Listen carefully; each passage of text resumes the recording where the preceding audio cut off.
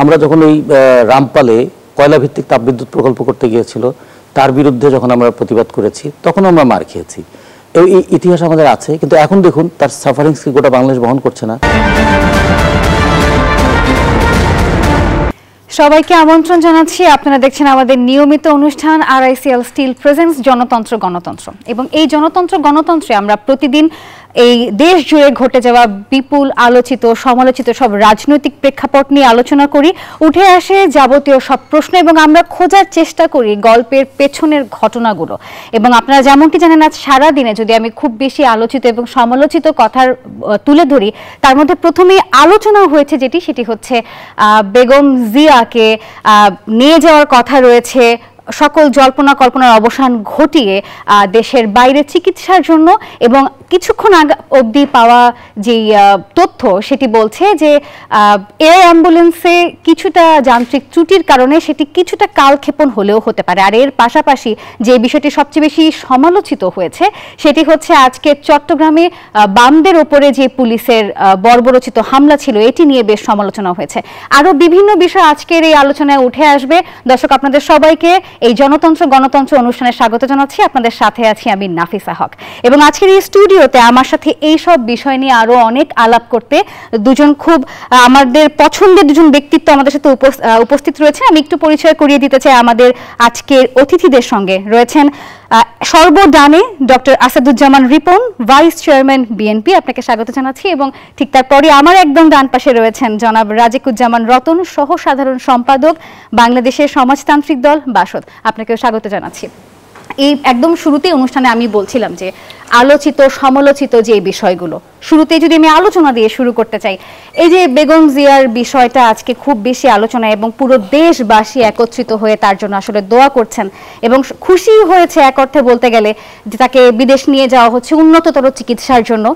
আবার একই দিনে আজকেই বিএনপির আরো 36 প্রার্থী ঘোষণা করা হয়েছে। আমি একদম শুরুতেই আসতে চাই ডক্টর আসাদুজ্জামান রিপন, আপনার কাছে আজকেই কেন এই 36 আসনে প্রার্থী তো পরবর্তীতেও ঘোষণা করা হতো, আজকে এমন একটা দিন যে দিনে আসলে সবাই খুব দুঃখ ভারাক্রান্ত মনে বলবো, আবার আশার ঊর্ধ্বেও রয়েছে, সব মিলে আজকেই কেন এই 36 প্রার্থী ঘোষণা? কেন এখানে এটা আগামীকাল হলো না, কেন পরশু হলো না, আজই কেন? ঘোষণা যখন করতেই হবে, আজ হয়তো আপনি আপনার ভাষায় যদি বলি আগামীকাল অথবা আগামী পরশু, হ্যাঁ হতেই পারতো, কেন হবে না? আর বিষয়টা যখন ঘোষণা যখন করতেই হবে, করেই দিল, এই আর কি। অবশ্যই এটা ঘোষণা করতে হবে, এটা খুবই গুরুত্বপূর্ণ, কিন্তু বিষয়টা অনেকটা এরকম যে এই দিনটা আসলে সবাই অনেক বেশি সবাই টিভি সেটের সামনে বসাছে কি হচ্ছে। এটা নিয়ে একটা মানুষের উৎকণ্ঠা, উদ্বিগ্ন তো মানুষ রয়েছেই, উদ্বেগের একেবারেই পরিসীমা নেই। টিভি সেটের সামনে, মোবাইল সেটে স্ক্রল করছে, দেখছে লেটেস্ট আপডেট কিছু আছে কি না, এগুলো তো বটেই। কারণ সারা দেশের মানুষ যেইভাবে দেশনেত্রী বেগম খালেদা জিয়ার হঠাৎ স্বাস্থ্যের অবনতি ঘটনার সংবাদে যেভাবে তারা ভীষণ কষ্ট পেয়েছেন, বিষয়টা মেনে নিতে পারছিলেন না। তিনি তার সংগ্রামটা তো দীর্ঘদিনে, আসলে সেই 71 সাল থেকে মুক্তিযুদ্ধের শুরুর থেকেই, যখন প্রেসিডেন্ট জিয়া তার স্বামী, তখন তো প্রেসিডেন্ট ছিলেন না মেজর জিয়াউর রহমান, 25শে মার্চের পরে যখন 26শে মার্চ যখন তিনি বাংলাদেশ পাক বাহিনী যখন বাংলাদেশের নিরীহ মানুষের উপর অতর্কিত হামলা চালালো, 25শে মার্চে কালো রাত বলি আমরা, এই কালো রাতে অধ্যায়ের পরে তিনি 26শে মার্চ তিনি স্বাধীনতার ঘোষণা দেন, রিভোল্ট করেন। সোজা কথা, এটা পাকিস্তানের মতো একটা মাইটি আর্ম ফোর্সেসের বিরুদ্ধে একজন মিড লেভেলের অফিসারের বিদ্রোহ ঘোষণা করা এবং তার থেকে অন্যরা অনুপ্রাণিত সেই যুদ্ধে যোগদান করা এবং একটা স্বাধীন ভূখণ্ডের স্বপ্ন দেখা, একটা স্বাধীন ভূখণ্ডের স্বাধীনতা ঘোষণা করা, এটা খুব ছোট ঘটনা না, অনেক অনেক অনেক বড় বিষয়। তো এমনি একটি মহান কাজ যিনি করলেন, এটার একটা প্রত্যেকটা ঘটনার একটা ক্রিয়া প্রতিক্রিয়া আছে। তো যার কারণে বেগম খালেদা জিয়াকে তার শিশু 2 পুত্র সহ তাদেরকে অন্তরীণ করে পাকিস্তান আর্মি, তাদের হাতে গ্রেপ্তার হন তিনি। এই যে 71 সালে পাক বাহিনীর হাতে মানে আপনার গ্রেপ্তারে অন্তরীণ থাকা যে সংগ্রামটি, বেঁচে থাকা মারা যাওয়ার ব্যাপার থাকতে পারে, পাকিস্তানের বিরুদ্ধে বাংলাদেশ স্বাধীনতার লড়াইটি যদি শেষ পর্যন্ত যদি চূড়ান্ত পরিণতির দিকে, অর্থাৎ যদি আমরা স্বাধীনতা না পেতাম, তাহলে ধরা পড়লে জিয়াউর রহমানের ফাঁসি হয়ে যেত। একইভাবে তার পরিবারের উপরও ভীষণ, ফাঁসি না হলেও মানে তাদের উপর অনেক জুলুম নেমে আসতো। তো সুতরাং তার লড়াইটা কিন্তু একেবারে নতুন না, একদম শেষ অবধি প্রায় মোর দেন 1.5 ডিকেড, মানে আমি যদি বলি আওয়ামী লীগের শাসনামলে তিনি মিথ্যা মামলায় জর্জরিত হয়েছেন, মিথ্যা অপবাদে তিনি ভেতরে তিনি ভীষণভাবে ক্ষয়ে গেছেন।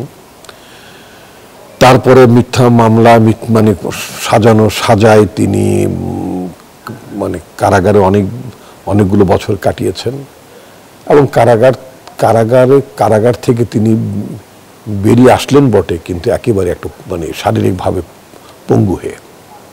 একটা মানুষ একেবারে সুস্থ সবলভাবে তিনি গাড়ি থেকে নেমেই তিনি আদালতে প্রায় প্রতিদিনই যেতেন। যেদিন তার বিরুদ্ধে রায় ঘোষণা হলো সেটাও তিনি স্থির চিত্তে সেটা শুনলেন, এবং একদম ঘাবড়ে না যেয়ে, কারণ জানে সবটাই তো পাতামুখ খেলা, সেখানে ঘাবড়ে যাওয়ার কি আছে, তিনি আবার গাড়িতে উঠে মানে কারাপ্রকোষ্ঠে আবার রওনা দিলেন। আমরা এগুলো দেখেছি, একটা সুস্থ মানুষ দেখেছি আমরা। এর মধ্য দিয়ে কারাগারে যাওয়ার পরে বার 2 তিনি তার ফিজিক্যাল চেক আপের জন্য তিনি 2 বার পিজি হাসপাতালে এসেছিলেন। তখন তিনি হেঁটেই, আমরা দেখেছি পিজির ফ্লোরগুলোতে তিনি হেঁটে এক রুম থেকে আরেক রুমে গিয়েছেন। তখন ওখানে সরকারের আনসার, মানে ওখান তো নিরাপত্তার দায়িত্বে আনসাররা থাকেন, তারা একজন আনসার নারীর সদস্য মানে একটু হুইল চেয়ার নিয়ে এসেছিল তাকে সাহায্য করার জন্য। উনি বলেছেন যে আই ডোন্ট নিড, তার একটা দীর্ঘ সময় জীবনে কেটেছে সংগ্রাম করে, আই ক্যান ওয়াক। এরপরে আমরা দেখলাম যে মানুষটি যখন মানে কোভিড-19 সময়, করোনায় যখন সারা দেশের মানুষ আক্রান্ত হচ্ছে, তখন তাকে ফ্যাসিস্ট সরকার ঝুঁকি নিতে না পেরে তাকে বলা যেতে পারে ছেড়ে দিয়ে বাসায় এক ধরনের অন্তরীণ অবস্থায় রাখা হয়। এরপর থেকে তিনি ক্রমে মানে তার অসুস্থতা বেড়েই চলল, এবং আমাদের পার্টি থেকে আমরা মনে করি, দেশের অসংখ্য মানুষও মনে করে যে তাকে নীরবে বিষ প্রয়োগ করা হয়েছিল, এবং সেই বিষ প্রয়োগের প্রতিক্রিয়া, যেটা ইংরেজিতে অনেকে স্লো পয়জনিং বলেন, সেই বিষক্রিয়ার প্রতিক্রিয়ায় তিনি তার লিভার ড্যামেজ হয়েছে, তার মানে শারীরিকভাবে নানা জায়গায় একটা ডিফরমেশন দেখা দিয়েছে। তো এই যে মানুষটি কখনো আপোষ করলেন না, আপোষ করলে তো মানে অনেক আরামে থাকতে পারতেন। এই দেশের মানুষের জন্য তিনি সংগ্রাম করেছেন। তিনি যদি চাইতেন যে তিনি সাবেক প্রেসিডেন্টের স্ত্রী হিসেবে, ফর্মার আর্মি চিফের স্ত্রী হিসেবে তিনি নিঃসন্দেহে খুব চমৎকার জীবন পার করতে পারতেন, কিন্তু সেটা তো সেই জীবন তিনি উদযাপন করতে চাননি। তিনি মানুষের জয়টাকে উদযাপন করতে চেয়েছেন। মানুষের যে গণতন্ত্রের আকাঙ্ক্ষা, রাষ্ট্র গণতান্ত্রিক চরিত্রে উপনীত হলে সে গণতান্ত্রিক রাষ্ট্রের যে বিজয়, সেই বিজয়কে তিনি অনুভব করতে চেয়েছিলেন। এবং এই একটা বিষয় আসলে দল মত নির্বিশেষে সবাই বেগম জিয়ার জন্য দোয়া করছেন, তার সুস্থতা কামনা করছেন। এই যে তার জন্য মানে সারা দেশের মানুষের, দল মত নির্বিশেষে সমস্ত মানুষের যে তার জন্য উদ্বেগ, উৎকণ্ঠা, এবং তার জন্য ভালো লাগা, ভালোবাসা, তার জন্য দোয়া। আগামীকালকে আপনি বলেছেন, আগামীকালকেও কিন্তু সমস্ত মানে প্রার্থনালয়ে, মসজিদ বলেন, মন্দির বলেন, প্যাগোডা বলেন, সমস্ত জায়গায় আমাদের দলের তরফ থেকে, এমনকি সরকারের তরফ থেকেও তার জন্য প্রার্থনা করতে বলা হয়েছে। আপনি প্রশ্ন তুলেছিলেন যে এমনি একটি ক্ষণে, মানে এমনি একটি প্রেক্ষিতে, এমনি একটি সময়ে দলের তরফ থেকে মানে আরো কতজন প্রার্থী, একটা তালিকার কথা বলুন, কতজন? 36 জনের প্রার্থী তালিকা ঘোষণা করা হয়েছে। 36 জন প্রার্থী তালিকা ঘোষণা করে। আপনি যদি আমাকে নাগরিক হিসেবে প্রশ্ন করেন, যদি দলের লোক হিসেবে আমি বলবো ইটস অল রাইট, কিন্তু আমার তো আরেকটা নাগরিক সত্তাও আছে। আমি কারোর স্বামী, কারোর ভাই, কারোর বাবা, নাকি নির্বিশেষে বাংলাদেশের জনগণ একজন মানুষ তো আমি, আমার কাছে মনে হয়েছে না করলেও চলতো, না করলেও চলতো। জনাব আপনার কাছে আমি আবার আসবো, এটা করা যেতে পারতো যেতে পারতো। আরো দুদিন পরে, একদিন পরে। এটা একেবারে আজকে না করলে বলে মহাভারত আসলে অশুদ্ধ হয় না, মানে কথা থেকে যায়। যে প্রশ্নটা আপনি করলেন এই প্রশ্নটা হয়তো আপনি করতেন না, এটা অ্যাভয়েড করতে পারতাম। আবার এটাও যদি বলি দুদিন পরে করলেও যে কথা উঠতো না তা না, কথা হয়তো উঠতো, মানে কথা তো থাকবেই, প্রশ্ন আসলে রয়েই যায় সব ক্ষেত্রে। জনাব রিপন, ধন্যবাদ আপনাকে। আমি আবারও আপনার কাছে আসবো। এ পর্যায়ে আমি একটু যেতে চাই রাজিকুজ্জামান রতন, আপনার কাছে যে বিষয়টি সম্পর্কে জানতে চাই। প্রথমেই আমি বলেছি আজ সমালোচিত হয়েছে কোন বিষয়টি এবং আলোচিত হয়েছে কোন বিষয়টি। সমালোচনার বিষয় আসে বাম দল নেতাদের উপরে যে অযাচিত হামলা হয়েছে পুলিশের তরফ থেকে। আমি খুব স্পেসিফিক ভাবে জানতে চাই, এই আন্দোলনটাই যদি অন্য কোনো দলের, আমি মেনশন না করি, তবে অন্য কোনো দলের পক্ষ থেকে যদি করা হতো, আচ্ছা যদি আমি বলি বিএনপি, এনসিপি অথবা জামাত, এরকম কোন দল থেকে যদি আন্দোলন হতো, তাহলে পুলিশের এই যে হামলা বা রিয়াকশন বলি, এটা কি সমান হতো, নাকি এটা বামদের জন্য হয়েছে? এবং মানে শুধু বামদের সাথেই কেন এই বৈষম্য, এটা কেন অন্য দলের সাথে হচ্ছে না? ও একটা কথা আছে না যে শক্তিকে সবাই একটু হিসেব করে চলে। এখন শক্তির নানা ধরনের মাত্রা আছে, কখনো স্নেহের শক্তি থাকে, কখনো প্রশ্রয়ের শক্তি থাকে, কখনো প্রতিরোধের শক্তি থাকে, কখনো মায়ার শক্তিও থাকে। যখন এনসিপি যদি প্রোগ্রাম করে, তার স্নেহের শক্তি আছে, তাকে অনেক আদর যত্ন করা হবে। একসময় তো আমরা গরমের মধ্যে ঠান্ডা পানি দিয়ে তাদেরকে আপ্যায়ন করতে দেখেছি। জামাত যদি করে তাহলে তাকে প্রশ্রয়ের শক্তি আছে তার। আর বিএনপি যদি করে, তখন যেহেতু বিএনপি ভবিষ্যতে ক্ষমতায় আসবে কিনা এরকম একটা ভাবনা আছে, ফলে সেখানে একটা সাংগঠনিক শক্তির বিবেচনা আছে। আর ওটা কি শক্তি বলে? ওটা হলো একটু বললেন যে ভবিষ্যতের ভাবনা, বললেন মায়ার শক্তি, এর বললেন তো সেজন্য বলে এই শক্তিটাকে কি? এখন বামপন্থীদের ক্ষেত্রে তাদের কি, এটা হচ্ছে তাদের একটা বিপত্তি তৈরি হয়ে যায়, কারণ প্রশ্ন তোলে যায় বামপন্থীরা। যেমন এই বামপন্থীরাই প্রশ্ন তুলেছিল যে 2023 সালে যখন এনসিটি আওয়ামী লীগ যখন চুক্তি করছিল, তখন এই বামপন্থীরা প্রতিবাদ করেছিল। তখন আওয়ামী লীগ বলেছিল যে আমরা উন্নয়ন চাই না। এই আওয়ামী লীগ যখন ক্ষমতা থেকে উচ্ছেদ হয়ে গেল, সবাই বলল আওয়ামী লীগ নানা ধরনের দুর্বৃত্তপনা করে দেশের অর্থনীতিটা সর্বনাশ করে দিয়েছে। সেই আওয়ামী লীগের অনুসৃত পথ ধরেই এখন আবার ডিপি ওয়ার্ল্ডকে এই কন্টেইনার টার্মিনালটা দেওয়া হচ্ছে। এবং কোন কন্টেইনার টার্মিনালটাকে দেওয়া হচ্ছে? যে কন্টেইনার টার্মিনালটা হচ্ছে চট্টগ্রামের সবচেয়ে লাভজনক টার্মিনাল। চট্টগ্রামে তো আমাদের তো সব মিলে 7টা টার্মিনাল, তার মধ্যে সবচেয়ে লাভজনক টার্মিনাল হচ্ছে NCT, new marine container terminal. এটা আমাদের বাংলাদেশের টাকায় তৈরি হয়েছে, বাংলাদেশের প্রযুক্তিবিদরাই তৈরি করেছেন। এবং এখন আমাদের যে 28 লক্ষ মানে কন্টেইনার হ্যান্ডলিং হয়, তার মধ্যে 12 লক্ষ করে এই নিউ মেরিন কন্টেইনার টার্মিনাল। এবং গত বছর তারা 1250 কোটি টাকা এখান থেকে তাদের লাভ হয়েছে। সমস্ত খরচ বাদ দিয়ে 670 কোটি টাকা তাদের লাভ ছিল। এর মধ্যে 155 কোটি টাকা তারা সরকারকে আবার কর হিসেবে দিয়েছে। তার মানে এটা হচ্ছে আমাদের সবচেয়ে লাভজনক কন্টেইনার টার্মিনাল। সেইটা এখন দিয়ে দেওয়া হচ্ছে ডিপি ওয়ার্ল্ড নামে একটা প্রতিষ্ঠানকে। তার আগে পতেঙ্গা কন্টেইনার টার্মিনালটা আওয়ামী লীগের শাসনের মধ্যে দেওয়া হয়েছিল, সেটা সৌদি আরব ভিত্তিক রেড সি নামে একটা কোম্পানিকে। ওরা 2 বছরের কোনো বিনিয়োগ করেনি, বরং এটা লোকসানের খাতায় চলে গেছে। এটা তো তখন আমরা বিরোধিতা করেছিলাম। তখন বলে কি সৌদি বিনিয়োগের ব্যাপারে আমরা কেন এত বিরোধিতা করছি? আমাদের এটা বিনিয়োগ তো না, এটা হচ্ছে আমাদের বন্দরটাকে নিয়ন্ত্রণ করা। আমরা 2 দিক থেকে কথা বলেছিলাম যে একটা সময় পৃথিবীর দেশে দেশে সেনাবাহিনী পাঠিয়ে বা সৈন্য পাঠিয়ে দেশ দখল করত। তারপরে যখন সাম্রাজ্যবাদীরা, তখন আর সৈন্য না পাঠিয়ে বিনিয়োগ করে একটা দেশকে নিয়ন্ত্রণ করতো। যে একটা দেশে তারা প্রচুর পুঁজি বিনিয়োগ করে সেই দেশের রাজনীতিটাকে, সেই দেশের অর্থনীতিটাকে তারা নিয়ন্ত্রণ করতো। এখন তারা আর একটা নতুন কৌশল নিয়েছে যে প্রত্যেকটা দেশের গেটওয়ে, যেগুলো প্রবেশদ্বার, সেগুলোকে তারা নিয়ন্ত্রণ করবে, যেগুলো হচ্ছে বন্দরকে নিয়ন্ত্রণ করবে। আফ্রিকার দেশগুলো দেখুন, গোটা পৃথিবীতে লোহা, তামা, কয়লা, সোনা, হীরা, লিথিয়াম, যে লিথিয়াম ছাড়া আমাদের মোবাইল চলবে না, লিথিয়াম থেকে শুরু করে টাংস্টেন, সব কিছু সাপ্লাই করে কে? আফ্রিকার দেশগুলো। সে দেশের খনি নিয়ন্ত্রণ করে কে? বন্দর নিয়ন্ত্রণ করে কে? সবই বিদেশি মাল্টিন্যাশনালরা। যদি ওরা নিয়ন্ত্রণ করলে উন্নতি হতো, তাহলে আফ্রিকা তো পৃথিবীর সবচেয়ে সমৃদ্ধ জায়গা হতো। আফ্রিকা তো বলি আমরা অন্ধকার মহাদেশ, এত প্রাচুর্য থাকার পরেও এত অন্ধকার সেখানে কেন? এবং সেই দেশগুলো, প্রত্যেকটা দেশে দেখবেন তাদের মধ্যে হয় জাতিগত বিরোধ, না হলে আঞ্চলিক বিরোধ, না হলে ধর্মীয় বিরোধ। এবং যেখানে যেখানে একটা, যেমন সুদানে যখন মাটির নিচে তেল এবং পানি পাওয়া গেল, সুদানটাকে দুই ভাগ করে দিল, সাউথ সুদানের মধ্যে। ঠিক তেমনি ইন্দোনেশিয়ার যে অংশটাতে প্রচুর তেল পাওয়ার সম্ভাবনা দেখা দিল, ইস্ট তিমুরকে বিভক্ত করে ফেলা হলো। খেয়াল করে দেখবেন, ইস্ট তিমুর স্বাধীন হলো রাত 12টার সময়, সকাল 7টার সময় অস্ট্রেলিয়া তার সঙ্গে তেল অনুসন্ধানের চুক্তি করে ফেললো। তার মানে অপেক্ষায় ছিল 7 ঘন্টার মধ্যে, একটা দেশ স্বাধীন হতে না হতে 7 ঘন্টার মধ্যে তার তেল নিয়ে চুক্তি করে ফেললো। এগুলো দেখে আমরা দেখেছি যে আমাদের বাংলাদেশের প্রবেশপথ, বাংলাদেশের 3 দিক ভারত দিয়ে ঘেরা, একদিকে মায়ানমার, আর সামান্য একটু জায়গা খোলা আছে, সেটা হচ্ছে বঙ্গোপসাগর। এই বঙ্গোপসাগর থেকে, সমুদ্র থেকে 15 কিলোমিটার ভিতরে হচ্ছে আমাদের চট্টগ্রাম বন্দর।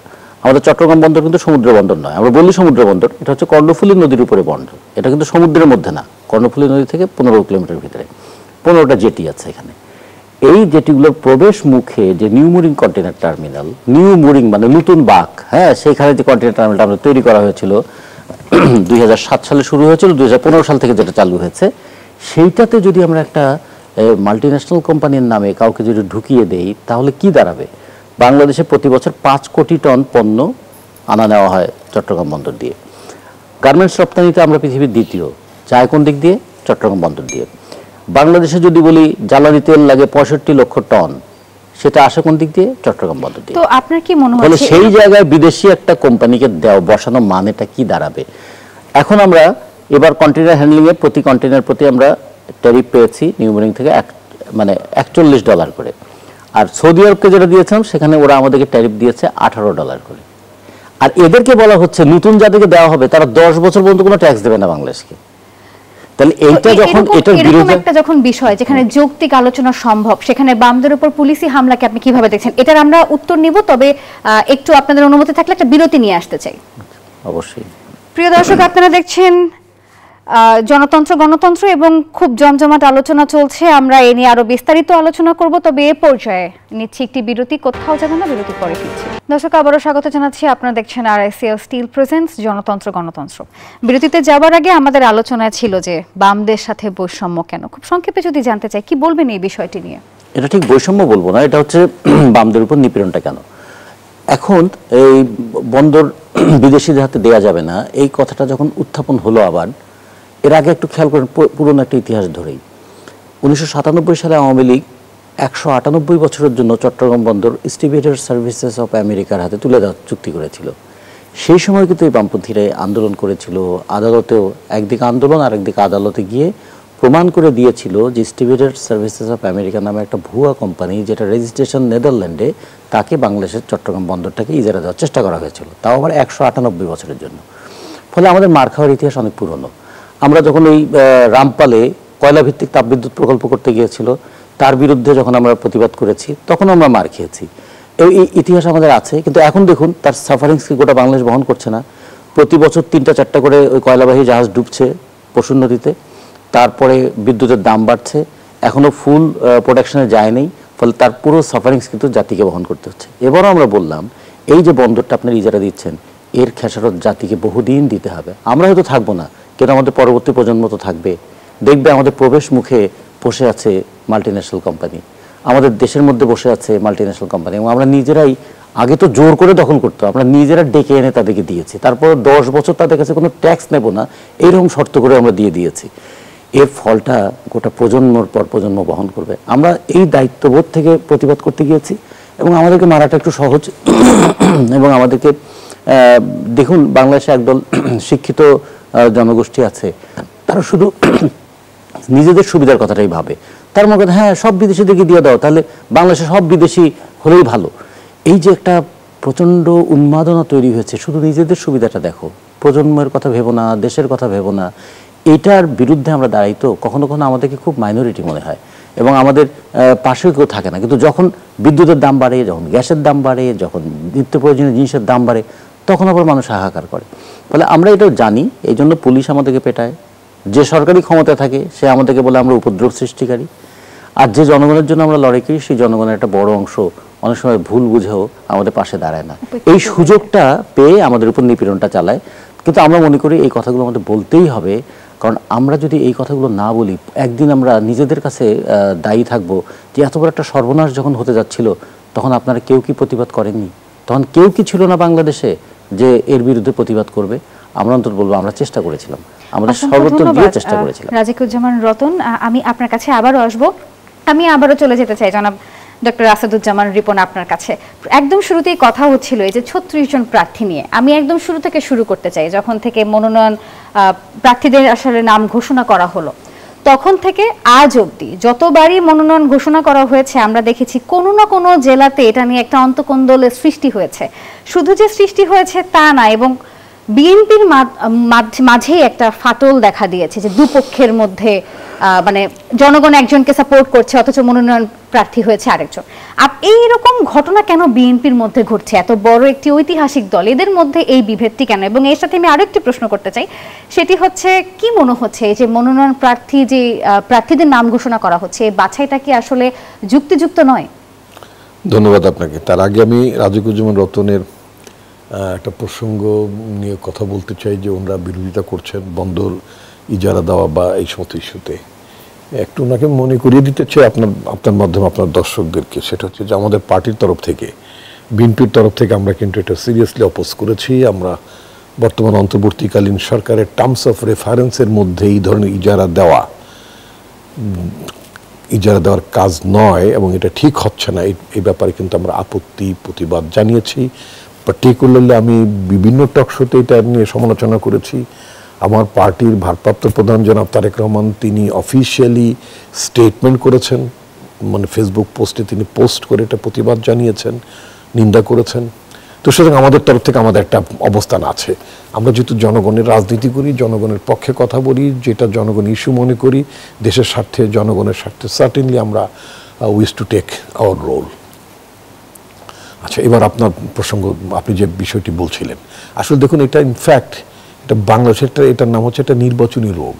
এটা একটা রোগ। এই রোগটা মানে বালাই বলতে পারেন, এক ধরনের বালাই। তো এটা থেকে এবার একটা মুক্তি পাওয়ার একটা বড় ধরনের প্রতিষেধক ছিল, বাট কোনো পলিটিক্যাল পার্টি এটাকে অ্যাটেম্প নেয়নি এই বালাই থেকে মানে মুক্তি পাওয়ার জন্য। এটার যেমন একটা প্রতিষেধক থাকে না, প্রতিবার মানে 5 বছর পর পরই তো নির্বাচন হওয়ার কথা। সেটা আপনার এই আওয়ামী লীগের আমলে ফেক ইলেকশনগুলোতেও আপনি দেখবেন যে সেখানেও প্রার্থিতা নিয়ে সেখানেও মারামারি, কোন্দল, রাস্তাঘাট ব্লক করা, যেখানে গাছ পায়নি কলা গাছ কেটে রাস্তা ব্লক দিয়েছে, মানে ইত্যকার ঘটনা ঘটেছে। এটা আমি মনে করি এটা কোনো নতুন ফেনোমেনা না। এই যে বালাইটা দেখছেন আপনি, নির্বাচনী বালাই, মনোনয়ন বালাই, যেটাই বলেন না কেন, এটা নতুন না, এটা বহু পুরনো ব্যাধি। বাংলাদেশের রাজনীতির যে একটা কিছু খারাপ দিক থাকে না, এটা একটা খারাপ দিকের এটা একটি। এর কারণটা হচ্ছে বাংলাদেশের পলিটিক্যাল পার্টিগুলো যে মনোনয়ন প্রক্রিয়া, এই মনোনয়ন প্রক্রিয়াটা ঠিক সেভাবে এটাকে খুব ডেমোক্রেটাইজ করা সম্ভব হয়নি। অনেক দেশেই হয়নি, সেটাও ঠিক যে শুধু বাংলাদেশ তা না, এটা অনেক দেশেই হয়নি। তো আমাদের দেশে এই পাওয়া না পাওয়ার ব্যাপারটা খুব বেশি প্রকট আকারে, খুব দৃষ্টিকটুভাবে আসে। আপনি যেটা বললেন, আগের দফাতে অনেককে মানে বিদ্রোহ করতে দেখেছি, তারা মানে রাস্তায় নেমেছেন, প্রতিবাদ করেছেন। আজকেও অনেকগুলো জায়গাতে হচ্ছে, এমনকি আমার নিজ জেলা মুন্সিগঞ্জ শহরে আমি ফেসবুকে দেখলাম, সেখানে এগুলো হয়েছে। এটাকে ইনফ্যাক্ট আই ডোন্ট সাপোর্ট ইট, কিন্তু এটার থেকে ভালো থাকো যে রোগ একটা ছোটবেলায় না, আমাদের মতো কলেজ জীবনে অথবা ইউনিভার্সিটি জীবনে হেলেন কেলার ইন্টারন্যাশনালের একটা বিজ্ঞাপন প্রচার হতো, রোগবালাই তো আছে যে দুনিয়ায়, ভালো থাকার আছেও যে উপায়। এটা একটা বালাই, রোগ বালাই, নির্বাচন সংক্রান্ত একটা রোগ বালাই। এটা এখান থেকে ভালো থাকা যেত। কীভাবে ভালো থাকা যেত? সেটা হচ্ছে যে আপনার মনোনয়ন তো আলটিমেটলি একজনই পাবেন, তাই না? অনেককে তো মনোনয়ন দেওয়া সম্ভব না। তো যাকে দেওয়া হয় তিনি মনে করেন তিনি সবচেয়ে উপযুক্ত, আর যারা মনোনয়ন পেলেন না তারা মনে করেন তারা বঞ্চিত হয়েছেন। এ সোকল্ড বঞ্চনা বোধ থেকে, I am sorry to use this word, because যারা অ্যাগ্রিভড ক্যান্ডিডেট আছেন, মানে যারা মানে ভেতর প্রত্যাশা করেছিলেন, তাদেরকে আমি সোকল্ড ওইভাবে বলতে চাই না। আমি বলেছি যেহেতু তারা পাননি, তো সেই জন্য বললাম যে তাদের মধ্যে এক ধরনের বঞ্চনাবোধ কাজ করে। বঞ্চনাবোধ থেকে তাদের সমর্থকরা, অনুসারীরা, গুণগ্রাহীরা, হোয়াট এভার, তারা মানে রাস্তায় নেমে আসেন এবং একটা বিশৃঙ্খলা সৃষ্টি করেন। এই বিশৃঙ্খলাটা মূলত বলা যায় জনদুর্ভোগের কারণ হয় এবং এটা একটা মানে পজিটিভ ডেমোক্রেটিক সংস্কৃতির সাথে একেবারেই যায় না। আচ্ছা, তো এখন আপনি কি করতে পারতেন আমাকে যদি এটা যেহেতু মানে অনেক বড় প্রশ্ন, এটা একটা ভেরি পার্টিনেন্ট, এটা নিয়ে বলতে হয়, সেটা হচ্ছে যে আপনি দেখবেন মার্কিন যুক্তরাষ্ট্রে এই কথাটা আমি গত 4 বছর ধরে লিটারেলি আমি মিশনারিলি এই কনসেপ্টটা নিয়ে আমি অ্যাডভোকেসি করছি, আমি বলছি, বলে আসছি এবং বলতেই থাকবো যতক্ষণ পর্যন্ত এটা ম্যাটেরিয়ালাইজ না হয়। এবং আমি বিশ্বাস করি, আস্থা রাখতে চাই, আল্লাহ রাব্বুল আলামিন যদি আমাকে মানে হায়াত দারাজ করেন, সম্ভবত আমি আমার জীবদ্দশায় এই যে সংস্কারটি এটা আমি দেখতে পাবো। অবশ্যই আমরা এই নিয়ে আরো আলোচনায় যাব। এটা কিন্তু আমি ব্যাখ্যা দিতে পারিনি কিভাবে হবে এটা। না, আমরা এই ব্যাখ্যাটাই শুনবো, তবে আমরা একটু বিরতি নিয়ে আসি, এরপরে আমরা আবার এই ব্যাখ্যাতে যাব।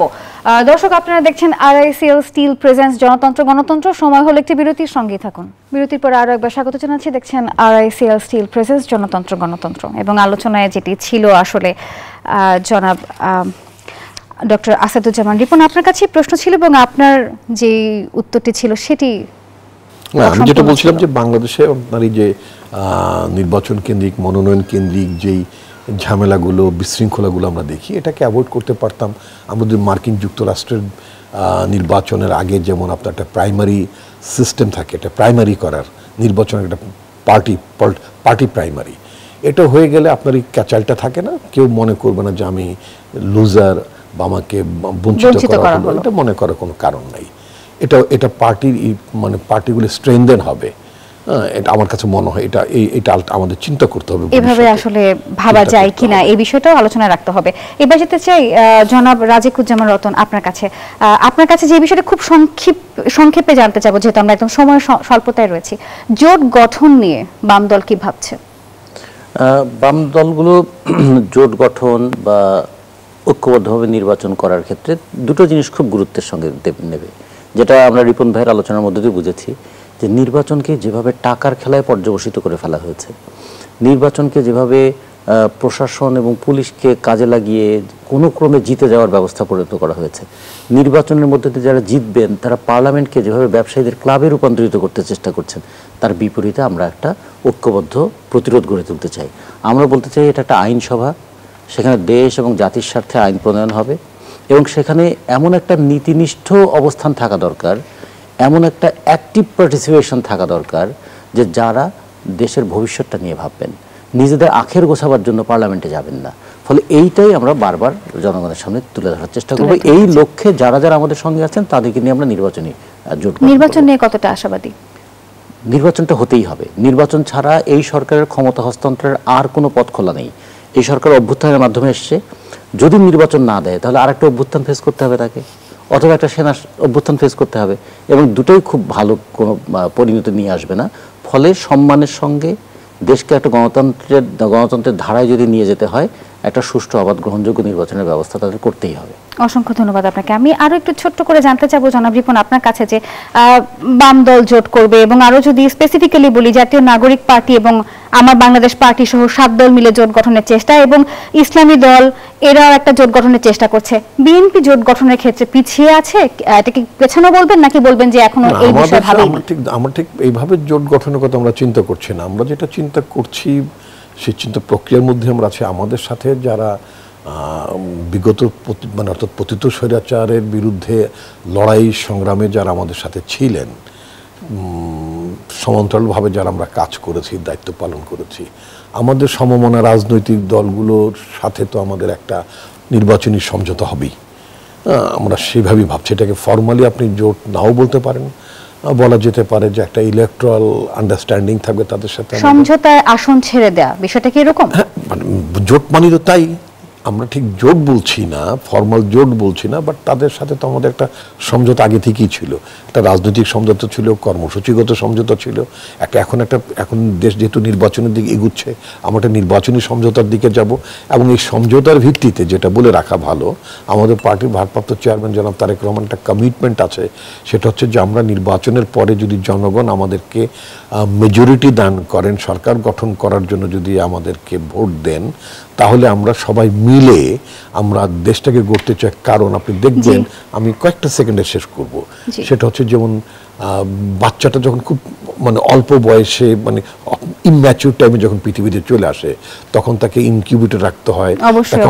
আমি আসলে বুঝতে পেরেছি। এবং বাংলাদেশটাকে আমরা যে কঠিন সময়ের মধ্যে যাচ্ছি, অবশ্যই, এবং দিন শেষে আসলে এটাই আমাদের প্রার্থনা, সবাই মিলে দেশটাকে গড়তে চাই। অবশ্যই সবাই মিলেই আমরা দেশ গড়ব। এবং দর্শক, আমরা সবাই মিলে আসলে আশা করি একটি সুষ্ঠু নির্বাচন হবে এবং সেখান থেকে যোগ্য প্রার্থী আসলে বাংলাদেশের হাল ধরবে।